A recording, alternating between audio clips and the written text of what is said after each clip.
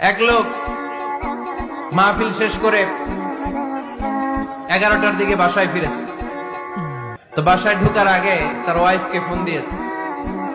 Phone দিয়ে বলতেছে, এই মাহফিল শেষ, আমি কিন্তু বাসায় চলে আসতেছি, শুরু করার আগে তাড়াতাড়ি দরজাটা খোলো।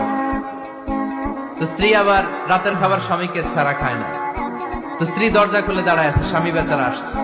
আসার পরে স্ত্রীকে বলতেছে, এই শুরু করার আগে রাতের খাবার দিয়ে দাও, খেয়ে নেই। তো স্বামী ওয়াশরুম থেকে ফ্রেশ ট্রেশ হয়ে আসছে, স্ত্রী বেচারিও ডাইনিং টেবিলে খাবার দিয়েছে। এবার স্বামীও খেতে বসেছে, স্ত্রীও খেতে বসেছে। স্বামী আবার বলতে আরম্ভ করছে, শুরু করার আগে ফ্যানটা ছাড়ো, খুব গরম লাগতেছে। এবার তো স্ত্রী রেগে মেগে আগুন, কি আসার পর থেকে শুরু করার আগে, শুরু করার আগে, শুরু করার আগে, কি শুরু করার আগে?